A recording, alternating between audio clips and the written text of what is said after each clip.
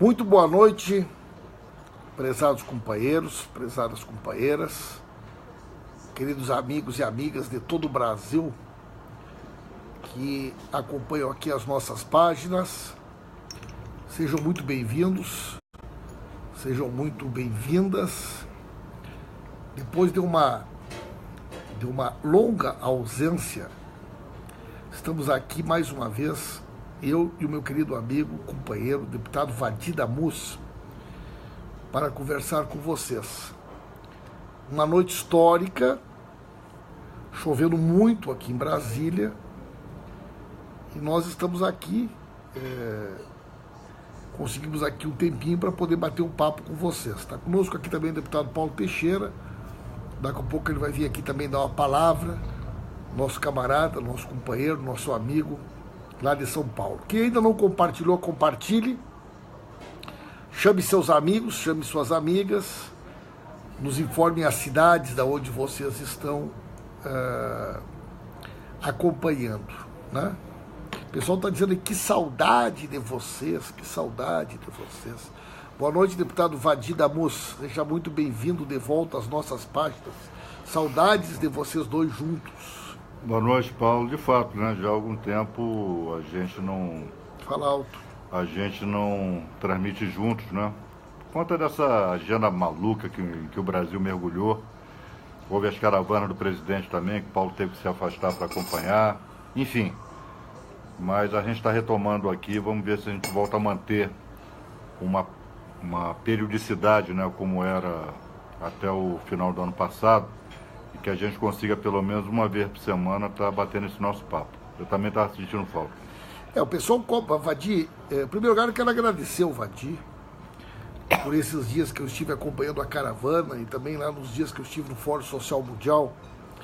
O Vadi ficou respondendo aqui pela liderança da bancada do Partido dos Trabalhadores. Né? Inclusive o Paulinho Teixeira, eu que impedi que ele fizesse isso, estava querendo correr um abaixo-assinado para me efetivar na liderança. Que foi tão bom o período do Vadi aqui na liderança, que quase teve aqui um movimento para que eu não voltasse mais, né, do qual o Vadi foi parte integrante dessa articulação. Não como eles são todos advogados, ele é advogado, Paulo Teixeira é advogado, e eu não sou advogado, quase que eu tomei, né, aqui como se diz no Rio Grande do Sul, um pialo. Sabe o que é um pialo ou não? Não. Pialo é quando tu atira o laço assim, pega no boi pelas patas e tu faz ele virar um tombo, né? Quase levei um tombo aqui, né? Porque dois advogados, ele, o Paulo Teixeira e outros aqui. Mas agora eu estou de volta aqui, já reassumiu o controle da situação. Muito bem-vindo, fez falta. E o Vadi fez um grande trabalho aqui na liderança, né? Queridos companheiros e companheiras, né? Amanhã temos essa sessão histórica, né, do Supremo Tribunal Federal, revestida de enorme expectativa, né? Eu, por natureza, Vadi, sou uma pessoa otimista. Eu estou otimista para amanhã. Também estou. Gostaria de saber a tua opinião. Estou otimista.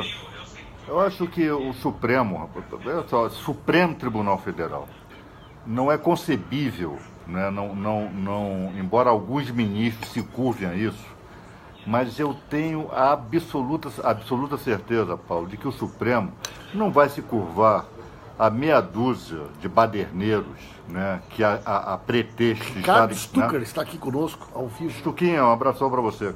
Um abraço aí no presidente também. Está se manifestando, tentando pressionar a Corte. Não é concebível que o Supremo vá se deixar impressionar por um bando de fascistas, por irresponsáveis como esse Deltan Dallagnol, com essa história de jejum, de greve de fome, com esses juizecos assinando o abaixo-assinado para pressionar a Corte. Então eu tenho a impressão de que o Supremo vai firmar definitivamente o seu entendimento, que é o entendimento correto, que é aquele que decorre da Constituição, de que a presunção de inocência está em pleno vigor e que só se pode levar para a prisão quem for condenado após decisão judicial transitar no julgado. Olha só, pessoal, coloque a hashtag aí Fora Temer, que a gente tem que sempre colocar essa. Mas vamos colocar a hashtag aí Lula inocente, Lula presidente, Lula 2018, né? Tem alguma outra sugestão de hashtag para amanhã? Paulo Teixeira... Como é que a gente podia resumir que Dallagnol fazer greve de fome até a prisão do Aécio? Dallagnol... Vamos pensar aí o que nós vamos pensar aí, né? E, ele podia fazer greve de fome até a prisão do Aécio. Agora, poucos minutos. Pra cá, Paulinho. Eu e o deputado Vadi e o deputado Paulo Teixeira passamos pelo local onde supostamente está acontecendo a manifestação dessas pessoas aqui, né? Na realidade, nós temos, aqui, vamos botar aqui, Paulo. Aqui atrás. Nós temos que chamar os caras de manifestantes. Porque hoje não é uma manifestação, é uma mini-infestação. Mini-infestação. Não tem ninguém. Eu digo para vocês aqui, boa noite, Paulo Teixeira. Boa noite, nosso camarada, sempre na frente do Paulinho. Para mim, não tinha 100. Não tinha 100 pessoas ali. Aqui em Brasília? Agora, bem menos. Não tinha 100. Agora, rapaz, o pessoal está dizendo aqui que a cobertura da Bandeirante, da Rede Globo, é um negócio vergonhoso, Paulo. Paulinho, qual é a tua expectativa para amanhã, Paulo? Chega mais perto aí para nós. Eu sou da seguinte opinião. Amanhã o Lula vai ganhar um habeas corpus por algumas razões. A primeira é a literalidade do texto constitucional. Portanto, só pode ter a prisão depois de transitada em julgada a sentença condenatória. Segunda razão, acho que se formou uma maioria no Supremo Tribunal Federal que conduziu pela última vez a sessão e que aceitou o habeas corpus e também concedeu a ordem de liberdade até o julgamento final do habeas corpus. Em terceiro lugar, a ministra Rosa Weber, ela tem dito que respeita a colegialidade. A colegialidade vale, nesse caso, para a turma. No Supremo, claro, vai se formar uma tese e ela, na minha opinião, então, vai se alinhar com os demais ministros. Vai ser um 6-5 ou um 7-5.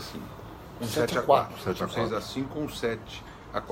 Se me permitir, Paulo, hoje, lá no Senado, 13 senadores fizeram uma carta para a ministra Carmen Lúcia pedindo que se votasse a prisão em segundo grau. Desses 13 senadores, 7 deles votaram pelo arquivamento do processo do Aécio Neves no Senado Federal. Mostra que são bando hipócrita, né? E de 13 de 81, o que é uma minoria. Minoria da minoria. Da minoria. Não dá 20% do Senado, né? Então, essas duas... Até porque, né, Paulinho, cá para nós, né? Bem cá para nós, né? Daqui a pouco vários deles vão estar na mesma situação. Né? Agora, pessoal, olha só, eu, apesar de eu não ser advogado, eu estudei 2 semestres em Direito. Na Universidade Federal de Santa Maria. Tem que ouvir essa conversa. Não, escuta aqui, escuta. A primeira aula que eu fui, o professor explicou: ninguém pode ser considerado culpado até que seu processo seja transitado e julgado. Primeira aula que eu fui no Direito. Ou seja, um aluno do primeiro semestre. O que quer dizer essa história de transitado e julgado? Expliquem para o pessoal. Quem era o professor? Professor Walter Jobim, irmão do Nelson Jobim, professor de Direito Penal. Foi meu professor de Direito Penal. E o Nelson Jobim foi professor de Direito Civil. Pessoal, 2 semestres, sem muita coisa de Direito. Pontes de Miranda, inclusive, é minha especialidade. Rapaz, essa conversa fiada. Decisão transitada em julgado é aquela da qual não caiba mais qualquer recurso, nenhum recurso. Esgotados todos os recursos previstos no ordenamento jurídico, a decisão considera-se transitada em julgado. Ora, o presidente Lula ainda tem vários recursos, até o trânsito em julgado. Então, a letra da Constituição é muito clara. A prisão só pode se dar com a condenação judicial transitada em julgado, coisa que está longe de acontecer. E é isso com toda a certeza que o Supremo vai firmar amanhã. Você não acha, Paulo? Eu acho que sim. Amanhã, quando é o plenário, é a tese, não é? Então vai se firmar uma tese conforme a Constituição, de que só depois de transitado em julgado é que se pode, e se tiver pena de prisão, porque eu acho que nesse caso o presidente Lula vai ser reformada a sentença de primeiro grau. Vai ser inocentado, né? Ele vai ser inocentado. Não existe prova. Portanto, o que se pretende hoje de alguns segmentos da sociedade é uma ação política contra o presidente Lula, né? Uma ação política. E essas manifestações no Brasil foram manifestações muito tímidas. Por exemplo, em Brasília você chamou de manifestação, não é isso? Sim. Manifestantes. E assim é pelo Brasil todo. A Globo só filma de longe. É. A Globo filma de longe para tentar dar uma ideia de que tem muita gente, né? Mas, na realidade, eu posso assegurar para vocês, aqui em Brasília é um fiasco, não tinham 100 pessoas. Pelo que eu vi por aí, e aquela turma que estava, os paneleiros ressuscitaram, alguns paneleiros ressuscitaram gente com hoje. Raiva, né? Gente com raiva. Com raiva, né? Quer dizer, Então, assim, pessoal, a nossa expectativa para amanhã é uma expectativa positiva. Queremos convidar todas as pessoas para participarem das nossas manifestações, das nossas vigílias. Em muitos lugares, em todo o Brasil, amanhã, o nosso pessoal vai estar reunido para acompanhar o julgamento, né? Com certeza lá no Rio de Janeiro, né? Lá em São Paulo, lá no Rio Grande do Sul, Santa Maria, Porto Alegre. E nós também vamos fazer uma cobertura grande aí nas redes sociais. O pessoal está perguntando o quê? É às 2 horas o julgamento amanhã? Alguém sabe? Começa às 2 horas. Começa amanhã às 14 horas, né? Deve ser o primeiro item na pauta. Deve ser o primeiro item da pauta, né? Então, amanhã às 17h30, lá em Porto Alegre, na Esquina Democrática, né? Na medida que o pessoal vai poder nos informando aí o que vai ter na sua cidade, a gente pode ir falando, né? Quem ainda não compartilhou, vamos compartilhar. Muita gente de São Paulo aqui, muita gente do Rio de Janeiro e muita gente do Rio Grande do Sul pessoal, aqui conosco. Aqui esse trio aqui é Rio Grande do Sul, São Paulo, né? E Rio de Janeiro. Olha só, pessoal, um outro assunto de hoje, que eu acho que vale a pena a gente comentar. Você sabe que nós três, há 2 anos e 4 dias, 2 anos e 4 dias, protocolamos uma representação no Conselho Nacional de Justiça sobre aquele episódio da interceptação telefônica que o Moro, de maneira ilegal e criminosa, autorizou contra a Dilma. E depois aquela vergonhosa divulgação do Jornal Nacional dos áudios da dona Marisa conversando com os filhos, né? E mais uma vez, estava pautado para hoje, para que o Conselho Nacional de Justiça analisasse hoje. E mais uma vez, infelizmente, a ministra Carmen Lúcia retirou da pauta a representação. Por que razão vocês acham que essa representação contra o Moro, há 2 anos e 4 meses, depois de inúmeras vezes que entrou na pauta, é retirada da pauta e esse julgamento nunca ocorre, meu caro Vadir? Olha, porque ele ainda é blindado, pela cúpula do Poder Judiciário, particularmente pela ministra Carmen Lúcia. E eu digo ainda, porque isso não vai durar muito tempo não, Paulus. Mais cedo ou mais tarde, vão jogar Sérgio Moro aos leões, porque a tarefa que ele tinha a executar já foi executada, que era perseguição e condenação ao presidente Lula.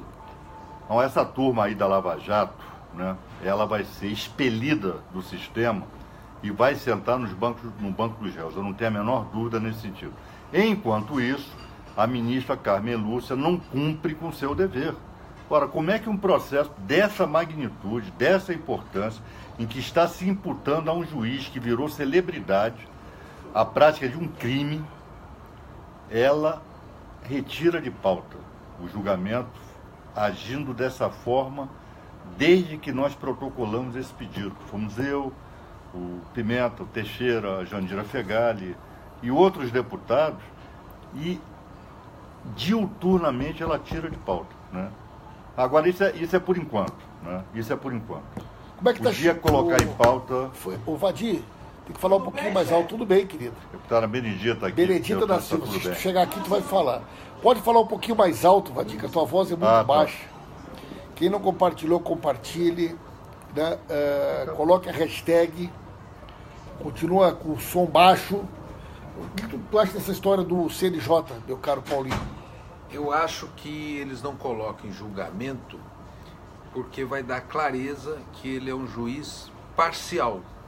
E ao dar clareza que ele é juiz parcial, anula a sentença contra o Lula. Isso é, ninguém pode submeter um julgamento de um juiz parcial. E um julgamento no CNJ vai dar essa clareza. Ele é um juiz parcial e isso repercute na anulação da sentença contra o Lula. Exatamente. E uma segunda questão que eu acho importante, todos vocês perceberam que no dia do debate do habeas corpus no Supremo, eles, ao invés de colocar em julgamento o auxílio moradia, eles retiraram da pauta, a Carmen Lúcia retirou da pauta e mandou para uma arbitragem. É inacreditável. É inacreditável. Ela tirou da pauta o auxílio moradia. Tirou. O Fux era o relator. Fux. Benedita da Silva. Aqui, nossa companheira Nossa Benedita grande da Silva. companheira Benedita da Silva. O Brasil inteiro ligado aqui. Quer saber qual é... A Benedita tá bem aí, Benedita tá parecendo legal, tá bonitona ali, ó. Qual é a sua expectativa para amanhã, deputada Benedita? Que haverá de ter justiça. Essa é a nossa expectativa. Há uma grande mobilização, a população espera isso. Nós esperamos também que o Supremo, né, possa garantir a seriedade da Constituição brasileira. Eu que fui uma constituinte, vejo que este é o grande momento do povo brasileiro de dialogar com os guardiões. E esses guardiões estão lá no Supremo e nós esperamos que não haja nenhuma parcialidade. Nós entendemos que possa haver até alguma divergência, mas serão realmente imparciais na votação dessa matéria. Até porque, né, nós estamos observando de que estão fazendo alguns um cavalo de batalha para uma coisa que é dada a qualquer um cidadão, que é um habeas corpus. Né? Vocês que são homens da lei, que entendem muito mais do que eu essa questão, sabem perfeitamente de que não se deva negar a ninguém, principalmente ao cidadão que nós estamos acompanhando, tem sido altamente perseguido politicamente, decisões na segunda instância tomada, e nós vemos aí que é uma decisão política. Isso. Então é justo que agora nós tenhamos verdadeiramente o Supremo dando essa última palavra. É isso, perfeito, Benedito. O pessoal está comentando aqui o que vocês acharam da história do jejum do Dallagnol. O pessoal está sugerindo que o jejum seja estendido até que o Aécio Neves seja preso. Mas daí o homem vai virar um faquir. Aí o homem vai virar se o Dallagnol tiver que ficar em jejum até o Aécio Neves ser preso, esse cidadão vai virar um faquir. A senhora não acha, deputada Benedita? Segundo ele, né, evangélico, como eu sou evangélica, o jejum é uma prática que se usa, né, para expulsar certos demônios.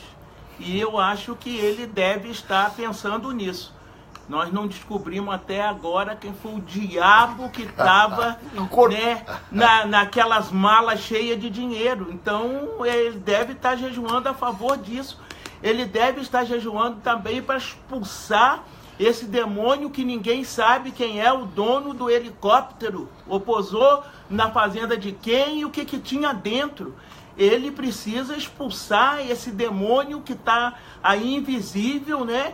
As delações premiadas até agora não prestaram conta aí para o povo, onde é que eles estão colocando isso, como é que é isso, se as pessoas vão lá e dialogam, vão espontaneamente, chegam ali e falam, ou se tem alguma ameaça, alguma forçação de barra. Eu acho que é nesse sentido que ele está jejuando, só pode ser para isso, e se for para isso, realmente vai virar faqui.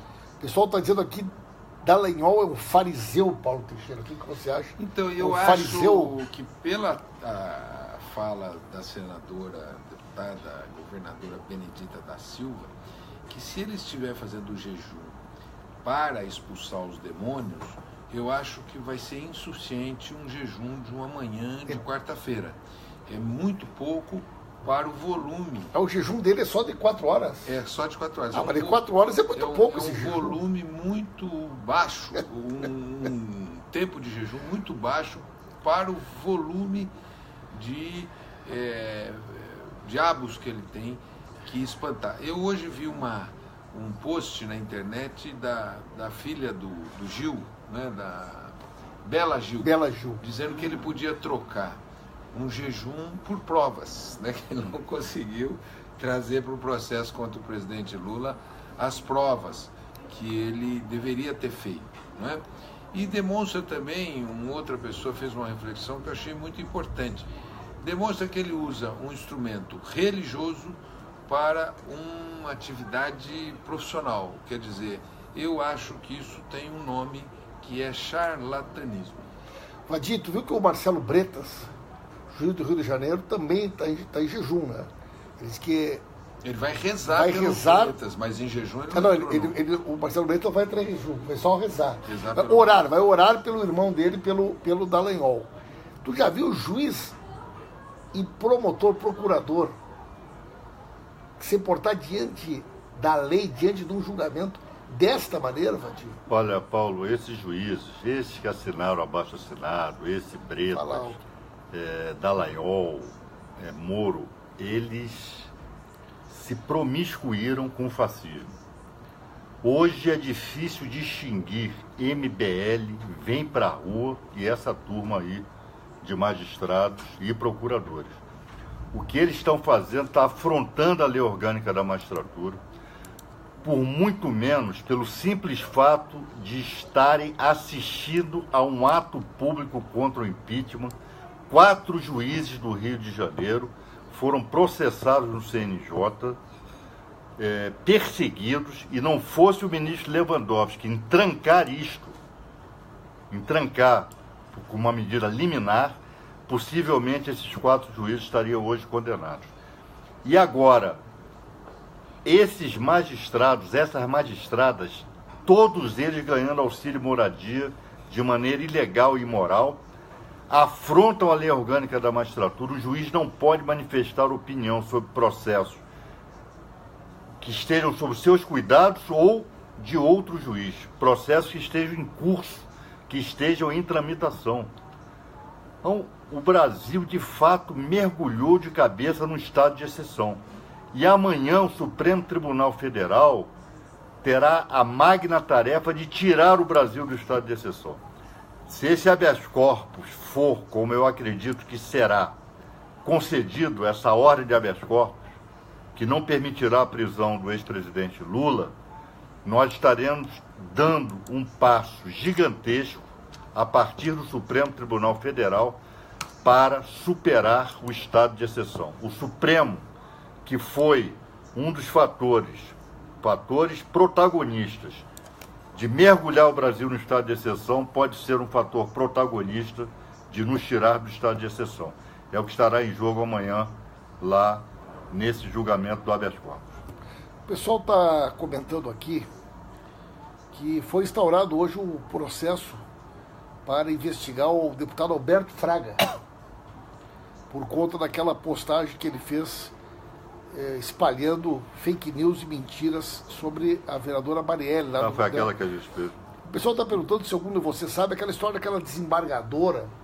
Marília Castro Neves. Deu alguma coisa aquela representação? Não, ela está tramitando a representação no CNJ, a ação penal contra ela, a ação civil contra ela, proposta por exemplo, eu estou advogando para o João Willis, ela também ofendeu o João Willis, né? Na mesma postagem que ela ofendeu a Marielle, ela ofendeu o João Willis. Então tem ação penal, ação civil, representação disciplinar. Ela que menoscaba os advogados, Paulinho, vai ter que encontrar bons advogados aí para tirá-la dessa. E eu espero que os honorários sejam cobrados de acordo com a importância do caso, né? Já que eles investigam tanto, né, o pagamento de honorários dos advogados, vamos ver se vão investigar, no caso, os advogados dela, né, que devem cobrar de acordo com a importância do caso. Então essa desembargadora está em maus lençóis. E acho que, para dar o exemplo, né, sempre se corta na carne para dar o exemplo, o CNJ vai lhe aplicar uma pena. Acho que ela vai perder o cargo de desembargadora. Alguma questão sobre isso, pessoal? Mais alguma questão? Eu queria fazer uma questão correlata aí, né? Hoje deve fazer 18 dias que aconteceu o assassinato da Marielle. E há 18 dias não se esclarece a autoria. Então eu acho que nós precisamos, inclusive, fazer uma movimentação, uma mobilização na internet, toda a rede, pedindo o esclarecimento da autoria do assassinato da Marielle, para que isso não caia no esquecimento. Paulinho, eu vou fazer uma coisa que eu normalmente não faço, que é ressalvar a atuação da polícia.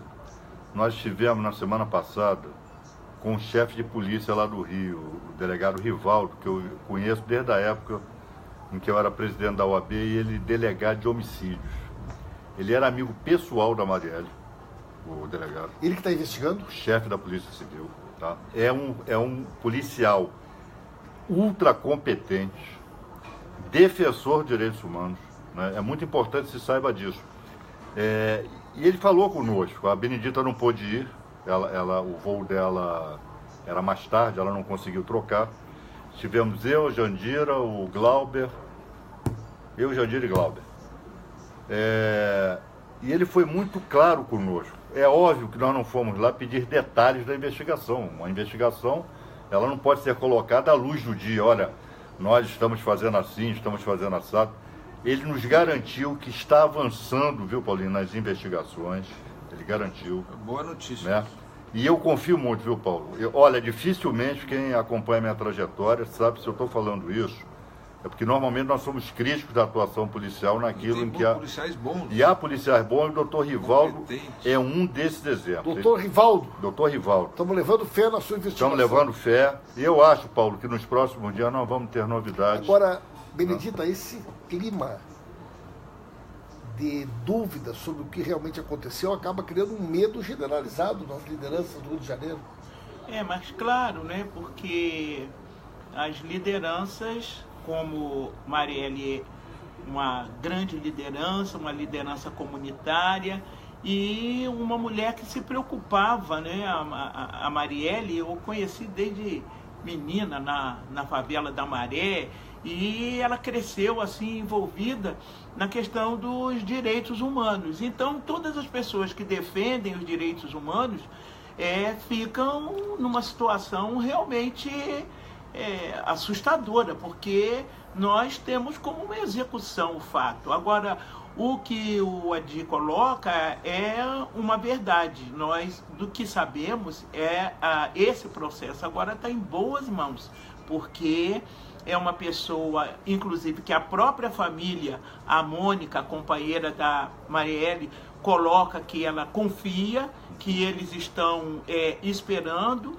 e eles disseram que as investigações estão avançadas, mas como todos nós sabemos, não podemos entrar nessa investigação profundamente, porque aí você vai ter os instrumentos que você possa ter, que está rastreando aí, são instrumentos que eles têm em suas mãos como estratégia deles. Agora, a comissão externa, né, que tem se reunido e hoje também se reuniu, está querendo ouvir, né, o que eles vão nos dizer a respeito das outras testemunhas. Não falar aquilo que eles têm como, realmente disse, estratégia.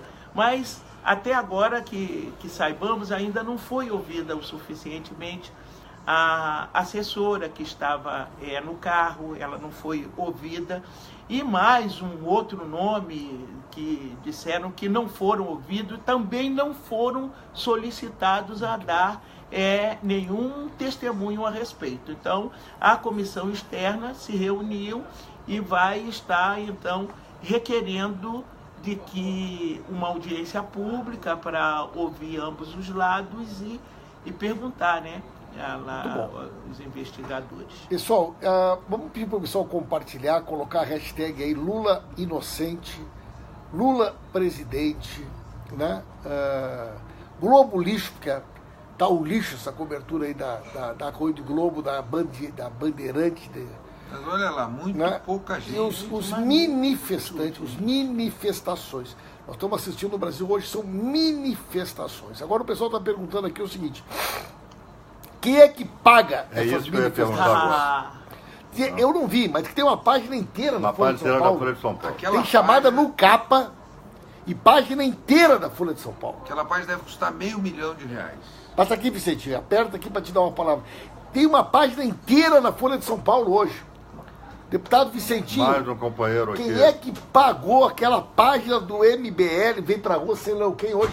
Só pode ter sido os empresários, os grupos econômicos que fazem isso, porque, é claro, primeiro, boa noite ao pessoal que está nos acompanhando, meus colegas de bancada. É uma turma forte aqui, hein? Pois é, mas é claro que o que está em jogo é o interesse de classe. É luta de classe que nós estamos vivendo. Quem é que está fazendo todo esse esquema? Os poderosos que não aceitam que o povo pobre tenha o direito de estudar, de comer bem, de viver bem. Quanto mais o povo vive bem, quanto menos o povo depende da exploração, mais o povo é independente e saberá escolher seus representantes. Estão manipulando de maneira profunda e o que está no Poder Judiciário colocado é o nosso fio de esperança. Vamos ver o que é que o Supremo, se o Supremo de fato é Supremo, na hora de decidir sobre essa questão tão importante. Por que eu estou preocupado? Porque se querem a condenação na segunda instância, meu líder, eles vão gostar disso. Daqui a pouco vão querer condenar na primeira, prender na primeira. Daqui a pouco vão prender sem nenhum julgamento.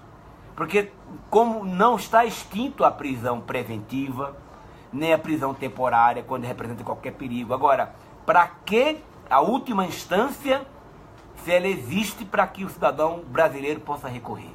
O que está em jogo não querem o Lula presidente da República, mas será com a força do povo. Exatamente. Muito bem.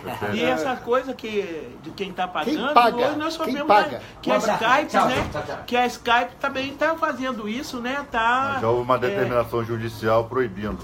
Proibindo, porque ela estava ajudando, né, nessa promoção. Aliás, e você pode observar irem. outra coisa também, a manipulação que já estão fazendo, né?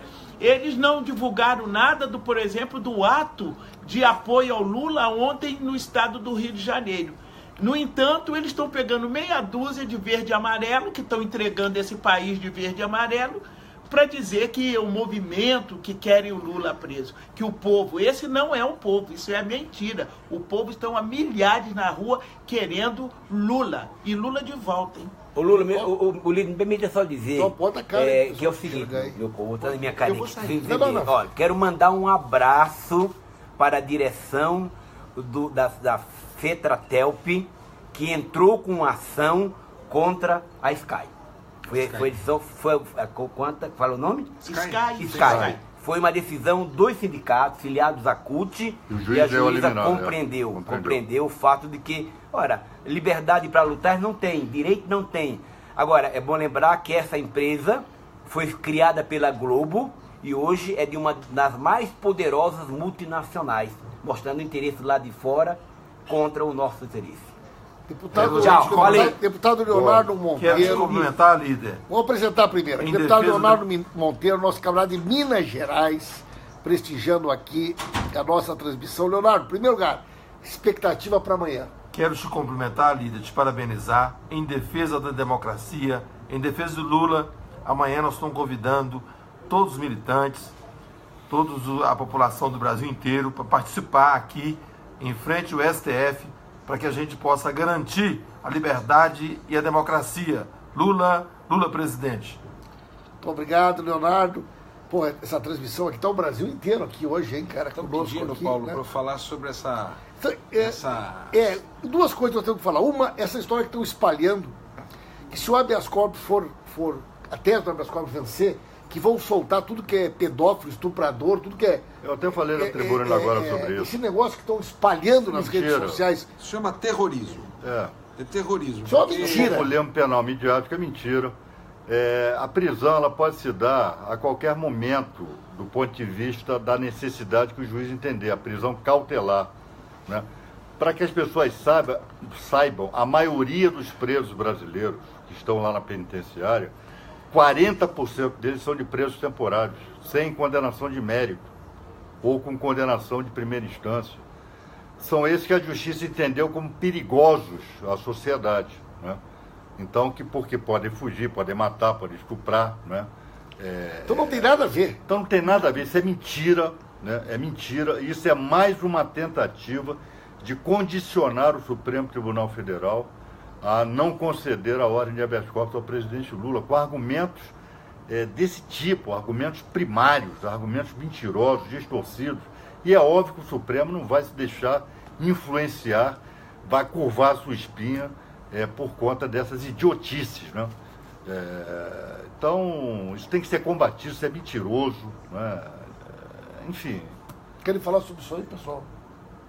Eu acho que é isso, eu acho que é um terrorismo no sentido de tentar influenciar, mas esse é um argumento tão primário que alguém que conhece a matéria não cai nesse argumento e, evidentemente, o que está discutindo é o direito da pessoa responder em liberdade quando essa pessoa não representa nenhum risco para a sociedade. É isso que está se discutindo. Agora, a cobertura da imprensa é um negócio nojento. Meia dúzia de paneleiro e eles dão né, ofendendo o Supremo. Greve geral, tudo que a gente faz não tem espaço nenhum. Só antes de encerrar, Leonardo, não sei se tu tem alguma informação, o pessoal está perguntando muito aqui sobre o prefeito do PT, que foi encontrado morto hoje em Minas Gerais, enforcado. Tem alguma informação maior? O que a gente pode informar o nosso pessoal aqui sobre esse prefeito do PT? Tinha um programa de rádio na cidade dele, foi encontrado enforcado dentro do estúdio, uma rádio comunitária hoje. Tem alguma informação, Leonardo? Sim, ainda se tem poucas informações, mas é um companheiro de segundo mandato, ou seja, foi reeleito pelo Partido dos Trabalhadores como prefeito. É um companheiro novo, tem 38 anos, portanto nós estamos muito sentidos com a morte dele. Está sendo apurado os motivos do enforcamento. Ele iria gravar um programa de manhã numa rádio comunitária na cidade e foi encontrado enforcado. Portanto, a nossa expectativa é que seja apurado o motivo, né, do falecimento, da morte dele, para que seja esclarecido para todos os seus familiares e toda a nossa... Ainda não temos maiores informações, né? Ainda não. Não temos ainda maiores informações. É isso, pessoal. Mais alguma questão, pessoal? Compartilhe aí, digam a cidade de onde acompanharam. E fica aqui, então, uma palavra aqui de cada um de nós. Eu estou confiante. Se Deus quiser, amanhã nós estamos nessa hora aqui fazendo a nossa transmissão, tendo tido uma vitória da democracia, uma vitória da Constituição lá no Supremo Tribunal Federal. Tu, Paulinho, o que tu me diz para amanhã? Eu também estou confiante que o Supremo Tribunal Federal vai colocar ordem na casa. Porque hoje o que há é uma bagunça institucional. Um procurador, quando diz que vai fazer jejum, quando parte do judiciário quer pressionar as instâncias superiores, isso demonstra um desarranjo institucional. Que o Supremo é que tem que pôr ordem na casa, tem que dar a linha. E amanhã eu espero que o Supremo, com sua autoridade, com sua maioria, consiga acalmar a vida institucional, dizer sobre o direito. E dizer sobre o direito é dizer que a Constituição é literal nesta questão em relação à presunção de inocência. Então essa é a minha confiança. Esses segmentos que hoje querem a prisão do Lula são os mesmos segmentos que puseram o país de cabeça para baixo, que levaram ao golpe e que ajudaram a tirar os direitos dos trabalhadores, a destruir a indústria nacional e a diminuir a soberania brasileira. Por isso que amanhã eu acho que o habeas corpus vai ser concedido ou de 6-5 ou de 7-4 e a partir desse momento nós vamos voltar e as eleições é que vão botar jeito no país. Deputada Benedita, sua expectativa para amanhã? Eu boto fé. Não sei dar o placar, mas o que me importa amanhã é que sejamos todos vencedores, porque Lula vencendo é o Brasil que vence. Deputado Leonardo Monteiro. Eu tenho também um sentimento positivo, até porque é preciso de registrar a força do presidente Lula, a capacidade de resistência do presidente Lula, cultivando e preservando a democracia no nosso país.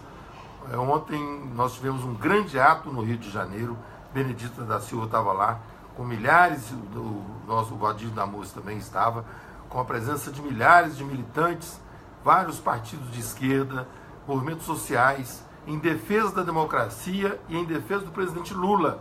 E nós esperamos que essa força, essa energia positiva que toda a sociedade brasileira espera, eu sinto isso em todos os cantos de Minas Gerais que vou, lá nos grotões, a gente sente, líder, daquelas pessoas simples que falam que Lula precisa de estar livre, e eles estão tentando impedir a liberdade do Lula, porque sabe que se Lula estiver livre e Lula for candidato, Lula ganha as eleições. Portanto, a nossa expectativa positiva que a justiça será feita e Lula e a democracia prevalecerão a verdade amanhã aqui no Supremo Tribunal Federal. Coloca a hashtag aí Lula livre, povo com Lula, Lula inocente. Vadir, só uma informação antes de tu fazer tua conclusão. O pessoal está informando que hoje à noite, no programa do Pedro Bial, golpista da Rede Globo, adivinha quem vai estar lá comentando os fatos do dia da política? Sérgio Moro. Luiz Fux. Luiz Fux, ministro do Supremo Tribunal Federal, estará hoje à noite no programa do Pedro Bial para comentar. É uma vergonha, meu. É uma vergonha. Juiz participando de um programa de televisão às vésperas de um julgamento como esse. Quer dizer, isso aí é uma Globo lixo. Coloca essa hashtag Globo lixo aí. Né? Mas eles escolheram bem a personagem que vai lá, né? Luiz Fux efetivamente é alguém que é um ponto fora da curva lá no Supremo Tribunal Federal. Não tem estatura intelectual para lá estar, né?